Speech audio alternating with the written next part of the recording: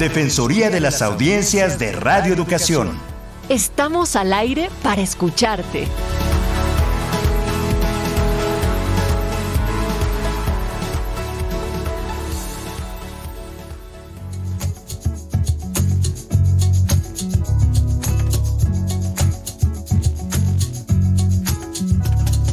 Derecho es de la audiencia, tener también propia voz. La radio es cosa de dos.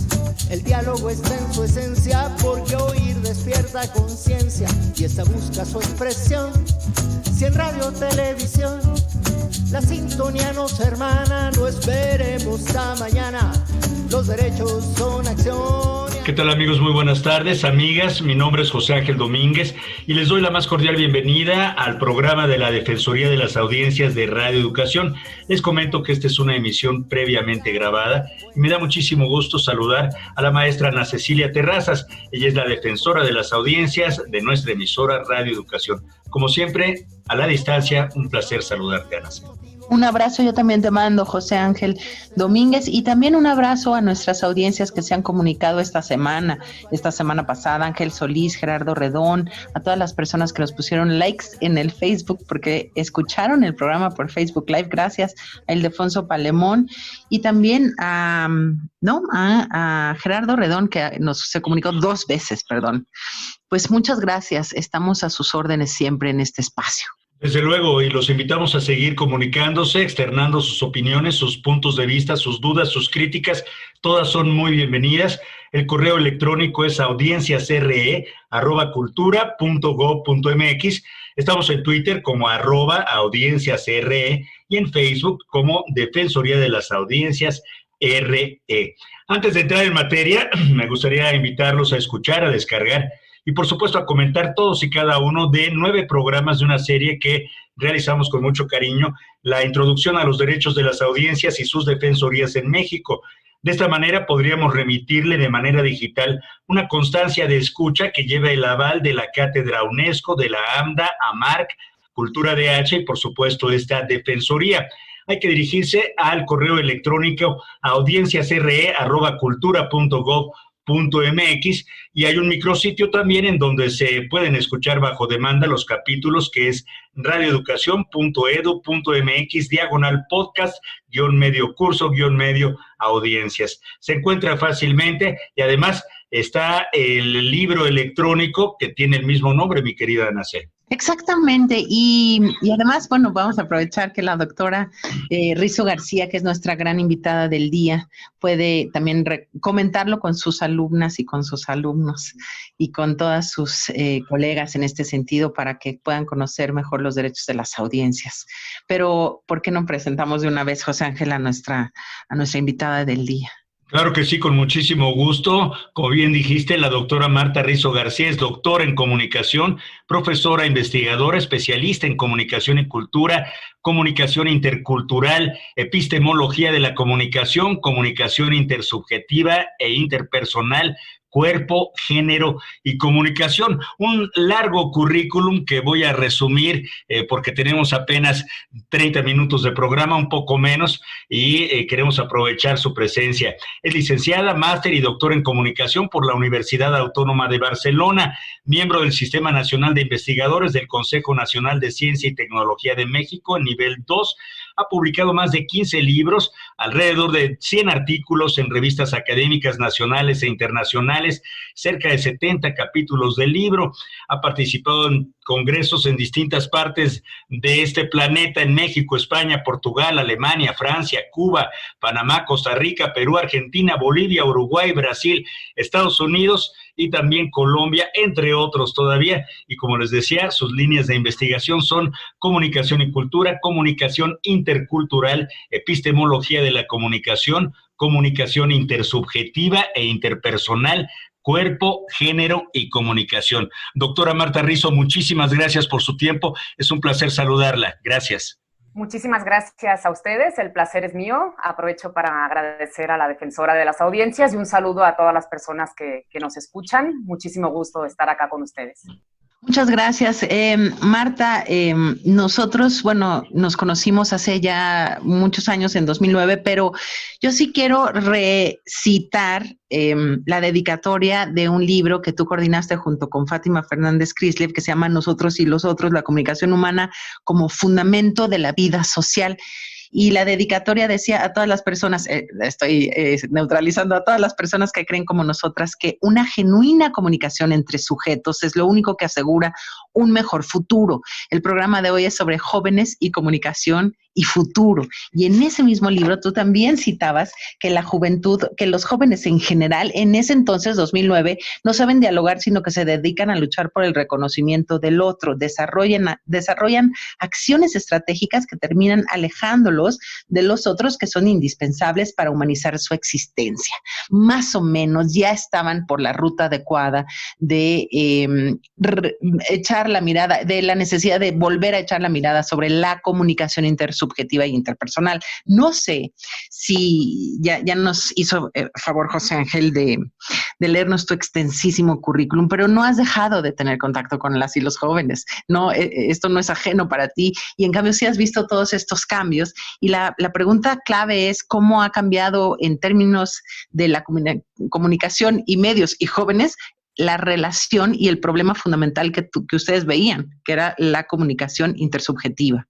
Fíjate que, bueno, mi contacto con las y con los jóvenes es como docente, como profesora. Obviamente es un contacto diario, cotidiano, conversamos de muchísimas cosas dentro y fuera del aula, bueno, ahorita con las condicionantes de la pandemia, pero yo he visto muchísimos cambios y no necesariamente positivos. Me parece que se ha dado un proceso de individualización de la comunicación, ¿sí? Cada vez es lo que yo he notado, por supuesto no voy a generalizar, pero la irrupción, dijéramos, de nuevas modalidades de comunicación, me refiero fundamentalmente a plataformas digitales, a redes sociales digitales, etcétera, que se convierten, creo yo, para los jóvenes más en un aparador como narcisista que en un espacio de convivencia y que en un espacio de colaboración, que sería lo ideal, ¿no? Si retomamos una definición de hace, pues ya 30 y tantos años, de Reingold, la definición de comunidad virtual era muy colaborativa, muy horizontal, etcétera. Yo creo que la digitalización de los procesos de comunicación, lejos de generar comunidad, en muchas ocasiones están generando, pues, más bien aparadores del individuo, no redes de interacción grupal, no redes de colaboración para la construcción común de conocimientos, y en definitiva, no espacios de comunicación intersubjetiva, sino más bien en espacios de difusión, ¿sí? De uno a muchos y de muchos a uno, pero donde el sujeto se convierte, creo yo, de alguna manera en mercancía, ¿no? En mercancía que se puede dar a conocer de manera, pues, prácticamente muy narcisista. Esto es lo que yo he observado en jóvenes y no tan jóvenes, sobre todo en el uso que hacen de ciertas tecnologías digitales y en sus propios procesos como consumidores de medios, ¿no? Que muchas veces se consume cada vez más solitariamente, no sé cómo decirlo, ¿no? O sea, cada vez consumimos más solas, más solos, ¿no? Entonces, eso me parece que también reduce mucho las posibilidades de esta interacción tan necesaria y de esta colaboración tan necesaria, ¿no? En el campo de la comunicación.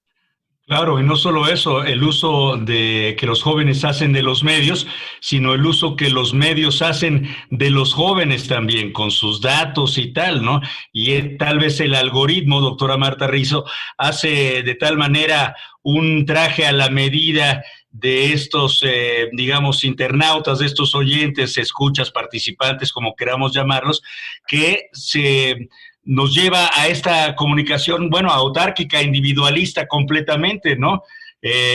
No hay espacios diferentes en esta construcción mediática contemporánea, donde están estos medios, bueno, no sé si sean del pasado ahora, como la radio y la televisión pública. Pues fíjate que sí creo que vivimos en un entorno o en una ecología mediática sumamente adultocentrista, ¿no? O sea, muchos de los medios están generados, coordinados, etcétera, por adultos. Entonces, los y las jóvenes es normal que no se sientan identificados muchas veces, que no sean conscientes de que están siendo interpelados por esos medios, porque no se sienten representados en muchas ocasiones. Entonces, es mucho más fácil ahora para un joven, hombre o mujer de pocos años, ¿sí?, pues participar en una red social con su propio lenguaje, con sus propias reglas de operación, ¿no? Hacer un video, etcétera.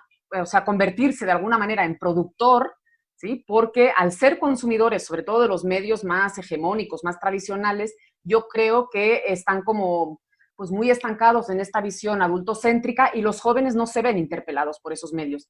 No es una crítica a todos los medios, por supuesto, pero yo creo que de ahí puede venir un poco esta, diría yo, crisis en el consumo mediático por parte de grandes sectores de las comunidades juveniles, ¿no? Y sin embargo, déjame hacer una provocación, porque recuperando lo que dijo la doctora Marta Rizo, que de alguna manera siente que la juventud y los medios tienen, sobre todo las plataformas digitales, que son los medios más utilizados por la juventud y por las y los jóvenes, han servido más como una plataforma narcisista o de comunicación, o la comunicación con C mayúscula se ha vuelto mucho más narcisista que realmente colaborativa o intersubjetiva. Eso nos dijiste hace rato, y que no veías realmente una suerte de un colectivo trabajando en solidaridad como humana, ¿no? En ese sentido. Y bueno, los medios también tenemos la responsabilidad de este adultocentrismo, porque no acabamos de hablar el mismo lenguaje de los jóvenes y porque apenas van las reglas, las leyes, etcétera, cuando ya nadie ni los pela, que es el caso justo de las defensorías de las audiencias. Perdón que lo diga, pero sí es cierto. Tenemos otro reto, además de la supuesta alfabetización mediática en términos de qué son los derechos de las audiencias, que es el reto a poder tocar a una generación que ya ni nos escucha ni nos está viendo ni por la tele ni por la radio, que es el espacio de radiodifusión, por lo menos en este país, en este momento, o no tanto como se quisiera y se desearía. Y sin embargo, aquí es donde meto el dedo en la llaga, porque no son colaborativas estas juventudes que siguen y que están, digamos, estresadas por hacer sus propias producciones de su propia identidad, ¿no?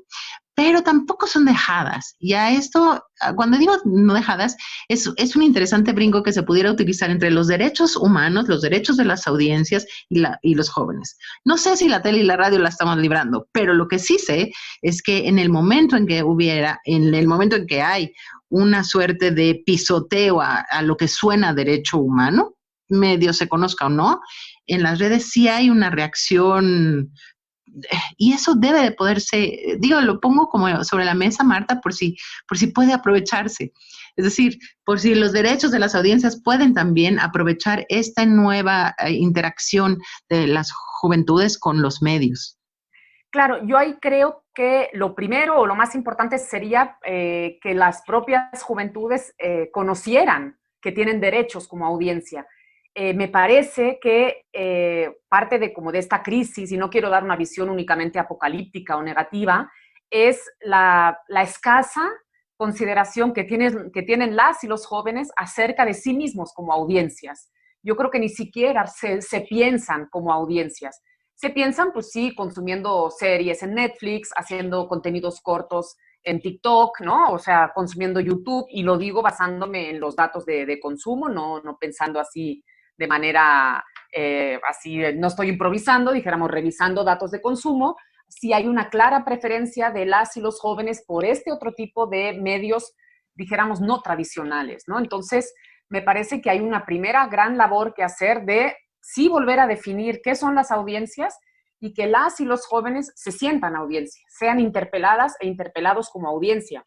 Hace poco, justo para esta plática que estoy teniendo con ustedes, buscaba información y justo en junio de 2021, un reporte de Digital News Reports decía que los jóvenes no se sienten identificados por los medios tradicionales. Los jóvenes entre 18 y 24 años, dice literalmente la noticia, tienen poca conexión con los medios de noticias tradicionales y prefieren consumir contenidos en plataformas que no diferencian entre entretenimiento y noticias, como TikTok, Snapchat e Instagram. Y ahí hay un conflicto incluso de construcción de qué es la información y qué es el entretenimiento, y cómo en los medios preferentemente consumidos por las y los jóvenes no está clara esta división. Y ahí nos crea un problema hasta de orden, pues yo diría ontológico, ético, exactamente, ético y moral, porque puede haber casos, habrá chavos y chavas que no, pero puede haber casos incluso de confusión, es decir, de posicionamiento ante hechos noticiosos que son tomados como mero entretenimiento y viceversa, ¿no? Hechos de entretenimiento que son convertidos prácticamente como en suceso o en noticia, ¿no? Entonces, sí es un problema, pues hasta de la propia noción de comunicación, ¿no? Yo que me he dedicado muchísimo al pensamiento teórico, cuando leía esta noticia decía, bueno, es que el problema no es si usan TikTok o no, el problema es esta falta de distinción entre diferentes modalidades de construcción de la realidad, ¿no? Lo que es una noticia, un hecho noticioso, sustentado con datos, con fuentes, etcétera, el buen periodismo, y lo que son otro tipo de modalidades que son del entretenimiento, muy buenas, muy sanas. No voy a criticar yo que todo el entretenimiento sea terrible, pero el problema es cuando no se distingue. Y ahí sí me parece que hay un gran espacio de intervención desde los medios y desde la academia y desde la docencia, porque si no, también los estudiantes están medio perdidos, ¿no? Los jóvenes están medio perdidos, y cuando uno les dice, busca noticias, pues lo primero que hacen es ir a una red social, no se les ocurre ni siquiera conectarse a canales de información en el sentido estricto de la palabra, ¿no? Entonces, sí quise traer a colación esta noticia porque me generó muchísimo ruido que esta preferencia tan clara por redes sociales que no distinguen entretenimiento de información, pues fuera la mayor consumida en México, ¿no? Por los jóvenes de 18 a 24 años, ¿no? Como hablando de esta población de jóvenes, ¿no? Entonces, sí me parece que hay mucho camino que recorrer, ¿no? Desde el punto de vista de considerarlos audiencia, interpelarlos como audiencia y justo también pues, remarcar muchísimo la importancia de distinguir desde los medios de comunicación los espacios informativos de los espacios de entretenimiento, que pueden generar medios híbridos, por supuesto. Existe el infoentretenimiento y lo sabemos, pero ¿de qué manera los jóvenes, ¿sí?, son capaces de decodificar lo que es una cosa o lo que es otra, ¿no? Entonces, a mí ese espacio es el que me preocupa, ¿no? Y un poco es el que trato de impulsar también como docente para de alguna manera que las y los jóvenes sientan que, pues, que hay muchísimo que escucharlos a ellos, ¿no? También creo que tenemos que dar la palabra a ellos, ¿no? También, y no ser tan adultocentristas, y repito esa idea, ¿no? Porque sí es preocupante, creo yo, ¿no? Sin embargo, creo, doctora Marta Rizo García, que también de alguna manera estos jóvenes contemporáneos han tomado las redes por asalto y sus contenidos están en todos lados y consumidos por ellos mismos desde esta perspectiva de consumidores de entretenimiento más que de audiencias conscientes o que generan otro tipo de comunicación. ¿Se deberá esto también, se dice, que el span, el campo de atención de estas nuevas generaciones se ha reducido? ¿Esto es correcto desde su punto de vista? Yo creo que estamos ante generaciones de jóvenes que, repito, ni lo voy a ver como alguien tan lejano a esas generaciones, realmente, sí, aunque ya la pasé, pero tampoco me quiero situar como, ay, nosotros los adultos construimos lo que son los jóvenes, ¿no? Creo que ellos deberían ser quienes hablaran de sí mismos, pero me parece que el campo de atención de los jóvenes sí es cada vez más acotado, ¿sí? ¿A qué me refiero? Y lo voy a decir como en palabras muy, muy directas, ¿no?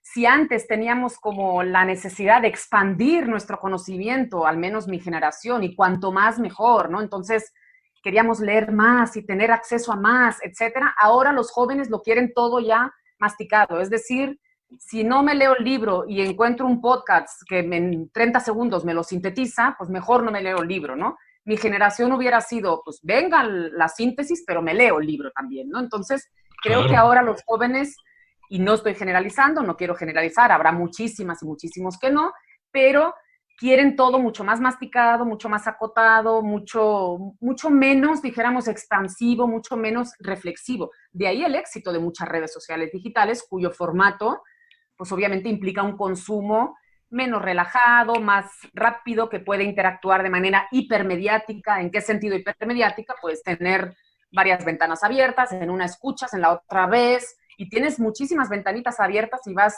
teniendo un consumo, así dijéramos, muy multidimensional, ¿no? Eso, para quienes ya no somos de esa generación de 18 años, es medio complicado, ¿no? De repente necesitamos, bueno, si estoy viendo una serie, estoy viendo la serie, ¿no? Y ellos están viendo la serie, chateando con la comunidad de consumidores de esa serie en Facebook o en TikTok o en Twitter o donde sea, y a la vez están posteando cosas en redes sociales sobre la serie. Entonces digo yo que hay como una parcelación, no sé, de su capacidad de atención de tener 5 o 6 cosas simultáneamente, ¿no? En lugar de estar expuestos de forma mucho más reflexiva y más tranquila, diría yo, más tranquila, a un único mensaje, ¿no? De manera relajada, que así eran antes nuestras lógicas de consumo, ¿no? O sea, uno se ponía a escuchar radio, sí podía estar haciendo otra cosa, pero escuchaba radio, ¿no? Entonces, su canal dijéramos, de atención estaba conectado con ese medio. Ahora escuchan una cosa, pero a la vez ven otra y se conectan con 1000 más y mandan un WhatsApp. Entonces, como que se produce una multiplicación, dijéramos, de la simultaneidad de estar en varios lugares a la vez, ¿no? Y eso puede ser positivo, pero también tiene sus riesgos, ¿no? Sin embargo, bueno, déjame regresar al ejemplo que dijiste, que no salgo del azoro y no salgo del trauma.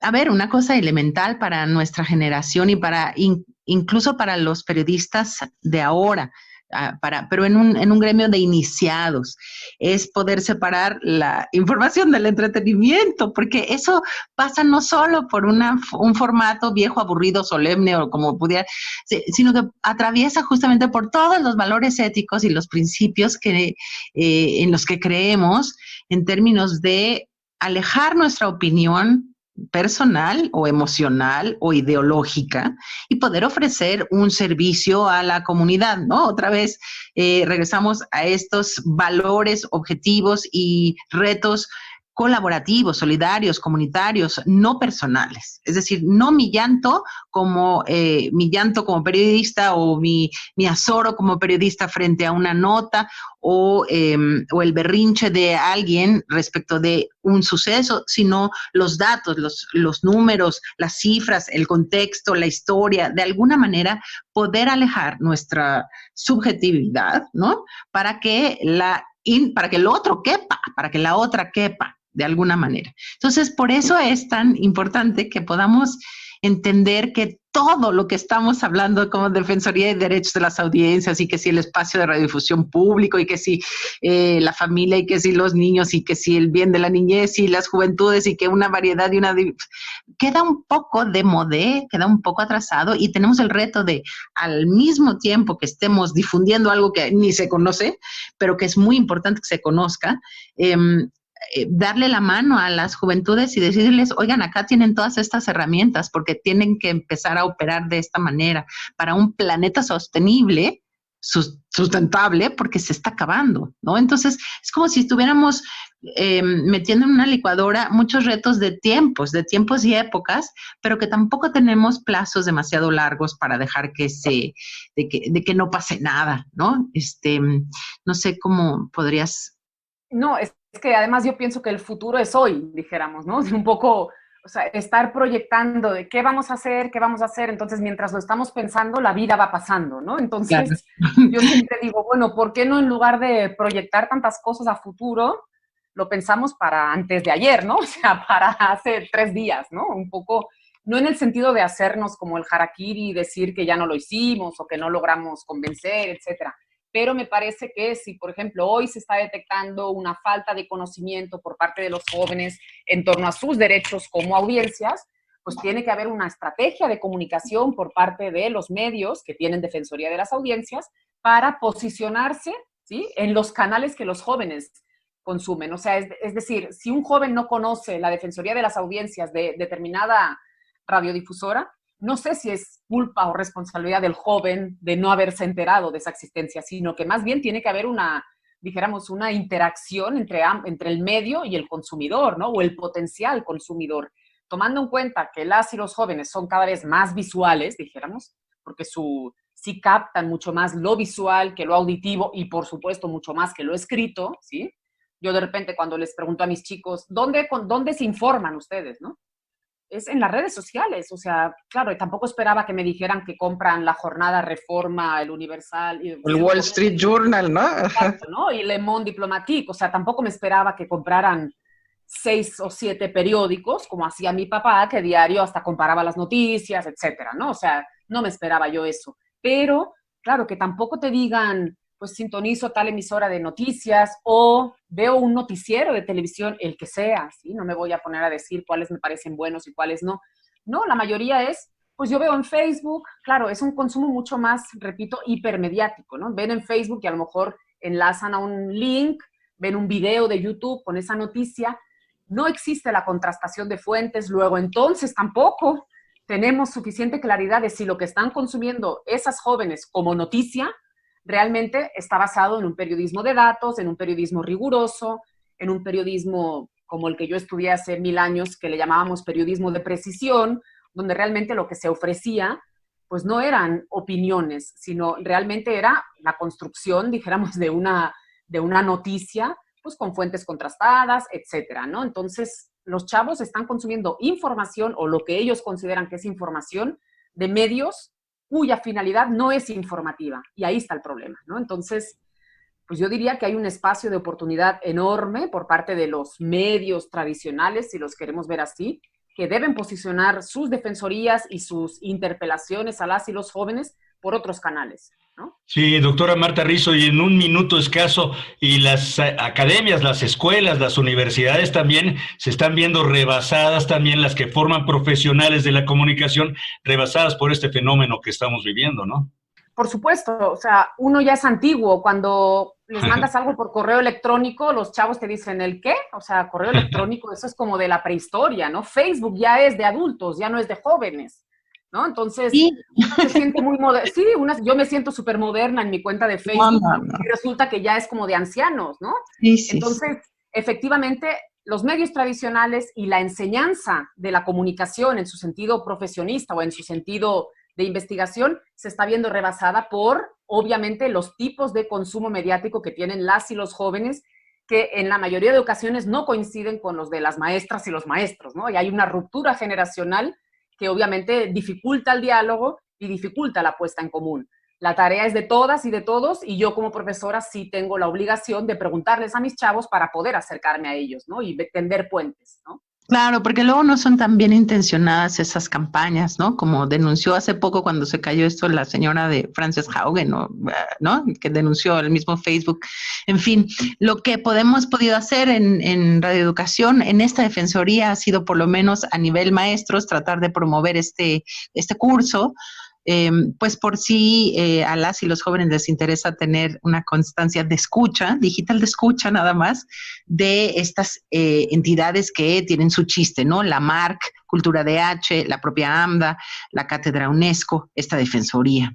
Pues sí, ahí está la invitación, y de todas maneras el agradecimiento, y siempre nos va a faltar tiempo, mi querida doctora, pero muchas gracias. Gracias a ustedes. No, de verdad, muchísimas gracias, doctora Marta Rizo García, por compartir estas reflexiones con las audiencias de Radio Educación. Sí, votamos a favor de ellas y tenemos la esperanza en que sigan creciendo estas audiencias. Muchísimas gracias por su tiempo, de verdad. Hasta pronto. Gracias a ustedes. Hasta pronto.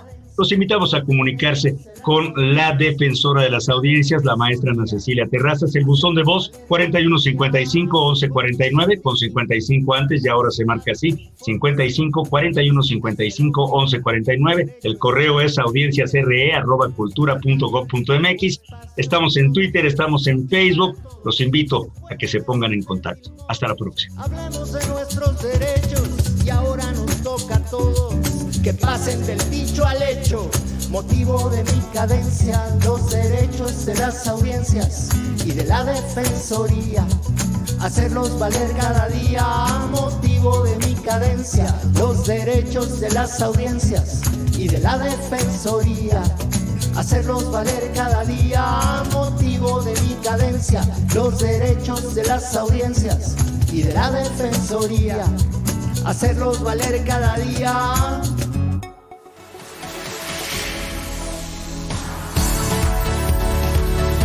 Defensoría de las Audiencias de Radio Educación. Estamos al aire para escucharte.